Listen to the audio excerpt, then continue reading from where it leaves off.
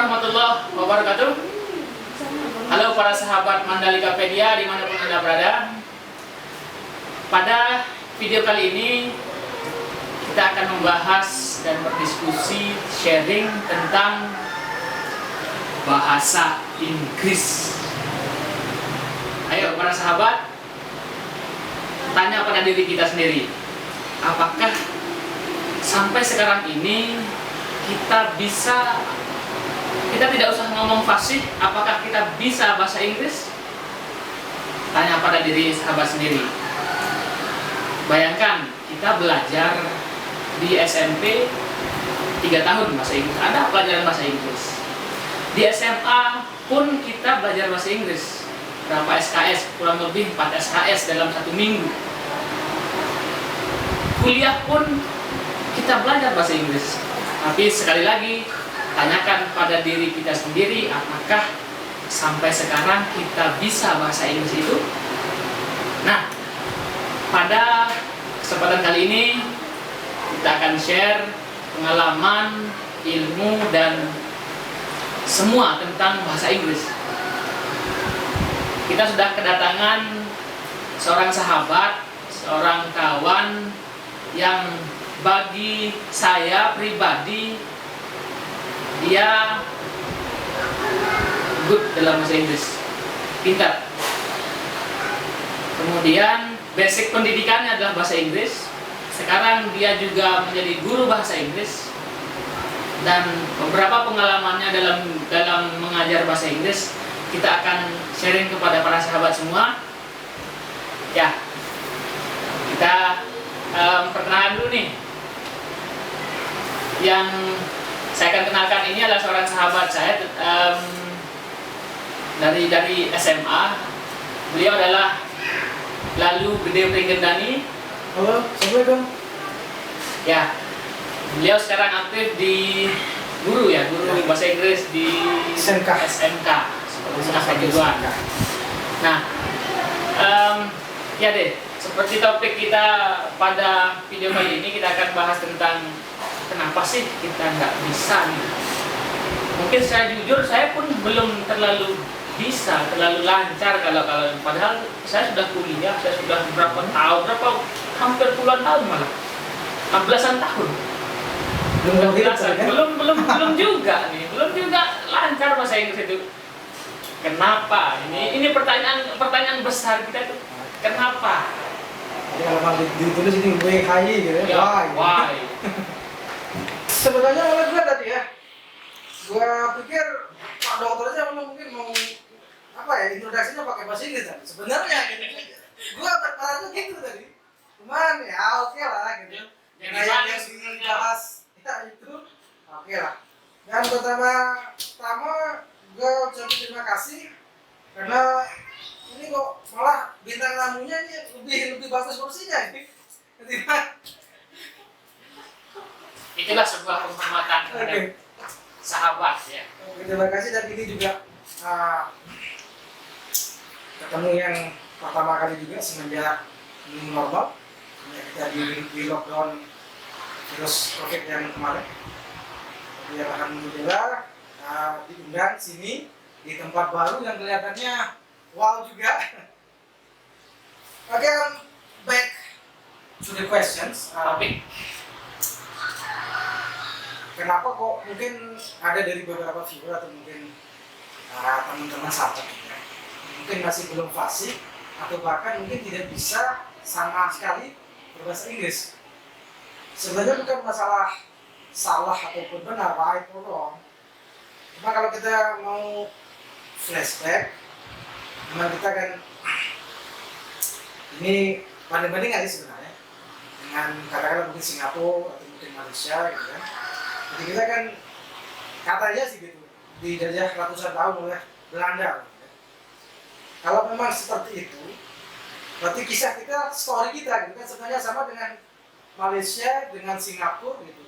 Tapi mengapa kita tidak mengambil katakanlah bahasa yang menjajah kita itu sebagai bahasa asing?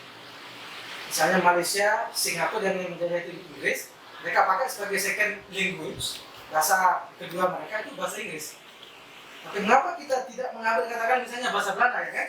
Kita pernah di Belanda, di Jepang juga, di dijajah Inggris. Jadi mengapa kok kita tidak ambil salah satunya saja? Karena yang kita pelajari, sekali lagi kan topiknya tadi di awal, itu kan bahasa asing, bahasa Inggris ini ya. Yang memang kedengarannya asing gitu kan, yang diucapkan juga asing.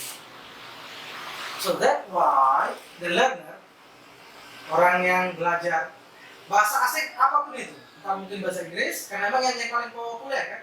Kalau kita di Indonesia saya pikir yang paling populer itu ya kan bahasa Inggris. Selain itu apa lagi? Bahasa Mandarin, Bisa Mandarin, Chinese, Japanese, atau bahasa Eropa lainnya seperti French, Prancis. Ya. Cuma yang paling populer tetap yang bahasa Inggris ini. Oke, kalau saya tangkap dari tadi ini semua berkaitan dengan sejarah gitu. Kenapa kita tidak mengambil bahasa penjajah kita dulu atau yang pernah berdarah di negara kita ini dulu sebagai bahasa kedua atau mungkin bahasa pertama seperti Singapura mungkin ya. Tapi kalau kita lihat ini kan kita belajar bahasa asing nih intinya nih. Tapi saya lihat itu kan Malaysia pun kalau dia tidak pakai bahasa Inggris jadi ininya bahasa utamanya atau bahasa keduanya enggak terlalu sih saya lihat bahkan pakai bahasa Melayu kan atau kita belajar bahasa Jawa gitu kan atau orang Jawa yang merantau ke ini di sini ke Lombok ini banyak tuh saya lihat lancar sekali bahasa asingnya yang memang bukan bahasa ibunya kalau kita lihat. Yang kita garis bawahi kan bahasa asing tadi. Ya. Kalau bahasa di Nusantara ada kesamaan mirip. Dan misalnya tadi katakanlah dengan malu dari Jawa, mungkin ke Bali, mungkin ke Lombok, gitu kan. Jadi bahasa kita dengan bahasa itu kan memang ada miripnya. Itu memang mereka memang bahasa Jawa itu bahasa ibunya, gitu kan. Cuma kalaupun mereka mau belajar bahasa daerah yang lain, saya pikir itu ada lebih mudah daripada mereka harus belajar bahasa asing seperti bahasa Inggris atau mungkin bahasa Prancis. Nah, jadi karena memang ini kedengarannya asing dan diucapkan asing, jadi masalah yang utama itu yang membuat learner itu kadang sungkan untuk mengucapkan kata-kata itu. Karena semua serba asing, tidak pun mau ngomong nanti siapa itu. kita mau ngomong gitu. Sehingga nanti akan ada mungkin kata-kata jargon-jargon, lu sok-sokan aja gitu kan. Kita dengar. Nah itulah. Kita pas kita mau belajar aja, so dibilang apalah teman-teman kita sendiri nih padahal. Oke, kalau seperti itu yang kita lihat kita pernah mengalami nih, kita pernah satu SMA malah dulu. Kelas malah. Kita belajar nih 3 tahun di SMP, 3 tahun pun di SMA. Malah ada yang jurusan bahasa pun nih sampai sekarang. Ayo siapa yang jurusan bahasa dulu? Bisa nggak sekarang ini kita bahasa Inggris? Kita belajar berapa sekian tahun nih, 6 tahun. Atau mungkin ada yang sudah selesai kuliah, ada yang nggak bisa bahasa Inggris juga. Lalu pertanyaan besarnya itu, apa letak salah kita belajar di sistem persekolahan di sistem sekolah kita ini? Kalau kita mau bilang salah ataupun benar, sepertinya nggak perlu relevan. Jadi kita bilang keliru lah gitu. Karena ini kan namanya pendapat kan gitu kan. Jadi yang namanya pendapat kan mungkin dari saya bisa saja sesuai gitu kan. Pengalaman dari yang lain juga bisa. Gitu. Jadi sebenarnya gua belum mau ngomongin yang di sekolah sih sebenarnya. Jadi dari lingkungan yang terkecil aja dah dulu. Nah, kan? Kita ambil dari yang paling kecil dulu, baru kita nanti ngomongin yang di sekolah. Karena misalnya ini ya, gua kasih perbandingan anak-anak yang di Kute Pujuk, yang di sekitar sana, sama yang di Praia. Karena basicnya gue memang yang di Timur Tengah. Di Praia yang yang disebutkan tadi kan, bahasa Inggris SMA kadang-kadang sudah bertahun-tahun, gitu kan? Kenapa kok bahasa Inggrisnya kok segitu-gitu doang? Yes, no, thank you, udah gitu-gitu doang gitu kan? Sama-sama same. Ya betul ya, gitu. Tapi kenapa kok anak-anak yang tinggal di Kutu ya kan, yang masih umur katakanlah 10 tahun gitu kan, Ya. atau mungkin seumuran SMP gitu kan, tapi kok mereka pintar sekali, padahal nggak pernah sekolah gitu. Atau kadang mungkin mereka nggak terlalu fokus di sekolah, tapi kok lancar sekali gitu kan. Jadi yang pertama masih ada kaitannya dengan yang tadi. Karena yang mereka dengar tiap hari itu orang yang bercakap-cakap dengan bahasa asing, mungkin bahasa Inggris, gitu kan.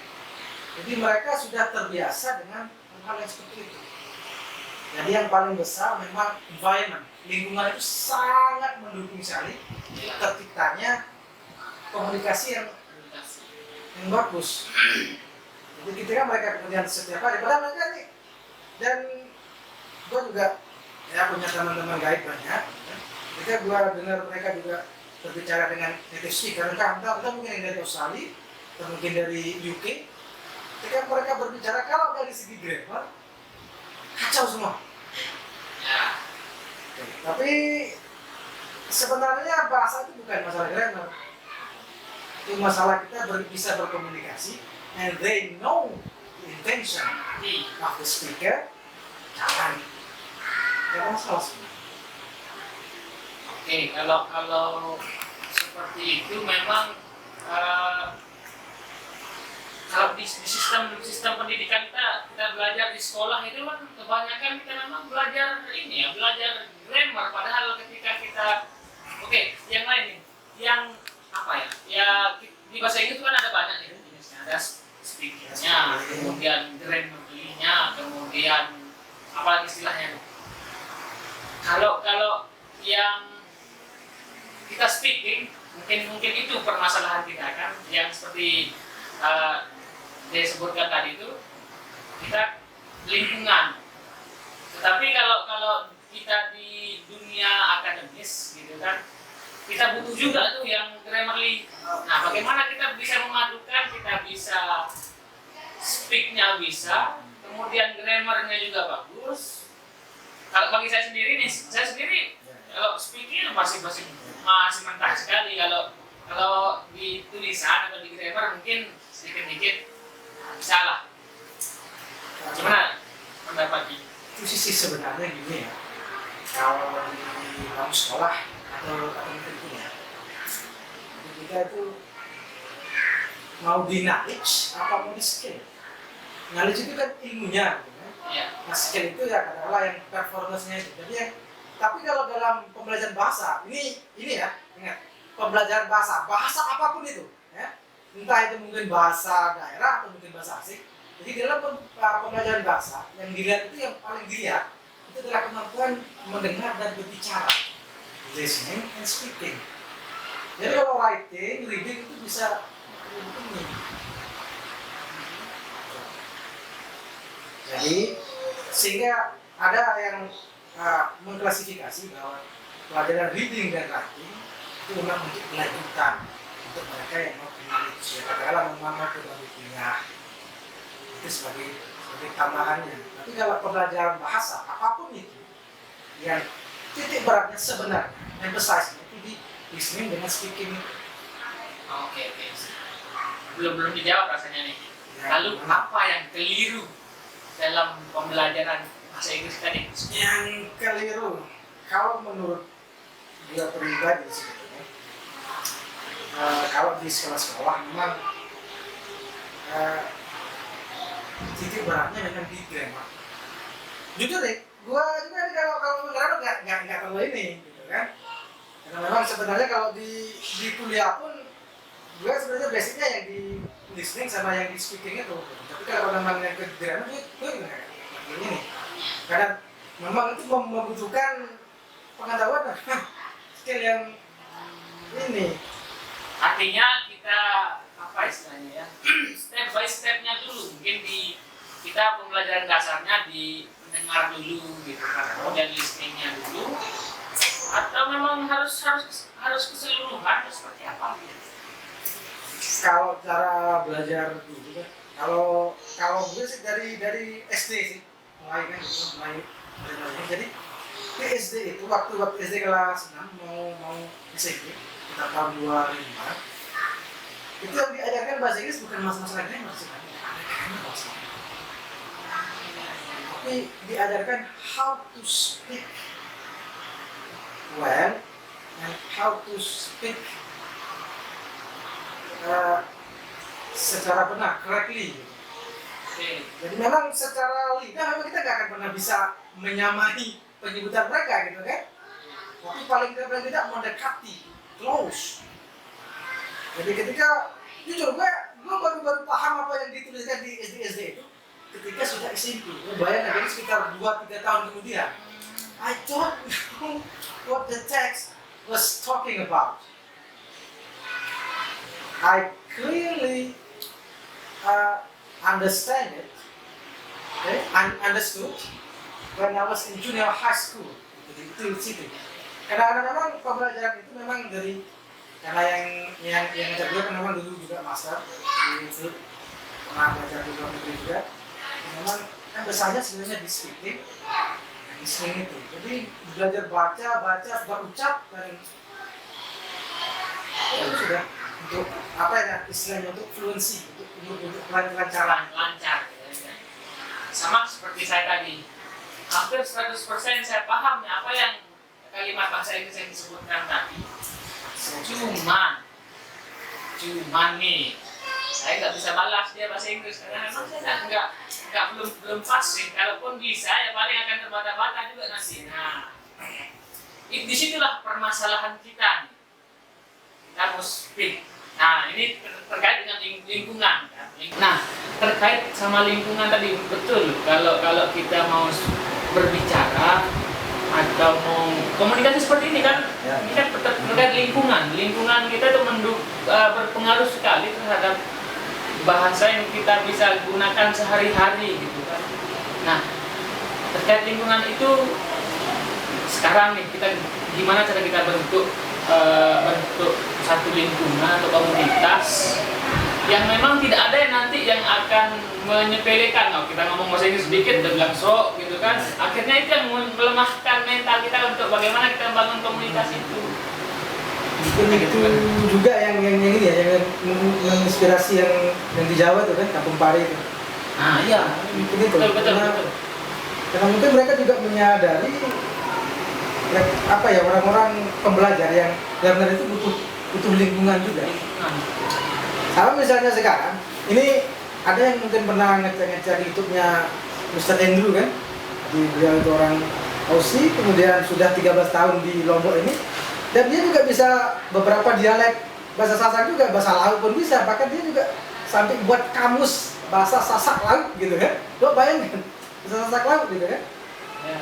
Nah, jadi lingkungan itu dari dulu memang kalau gua lihat ya, misalnya ada teman-teman yang mungkin belum fasih atau mungkin belum sama sekali bisa, ya, mereka pergi ke kadang-kadang mungkin kampung Inggris yang di Pare itu kan, mereka pergi 3 bulan, mungkin 4 months atau mungkin 6 months gitu kan, kemudian mereka balik dan paling tidak ada peningkatan gitu kan, mungkin dari apa ya, dari mentality, dari fluensinya juga gitu kan, lancarnya, dari speakingnya juga ya.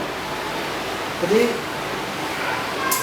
caranya yang pertama kalau di lingkup sekolah ya, coba buat grup, jadi nggak usah banyak-banyak, 4 Kalau di rumah kita sendiri kan gitu ya. Boleh. Jadi kalau di sekolah buat grup, nggak usah banyak-banyak, 4-5 orang aja itu cukup. Tapi continue gitu. Jangan cuma mentok buat grup doang, nggak pernah kumpul-kumpul ngomong, nggak bisa juga gitu. Lalu setelah kita buat grup, kita continue, apalagi yang penting di dalam lingkungan itu? Baru kemudian coba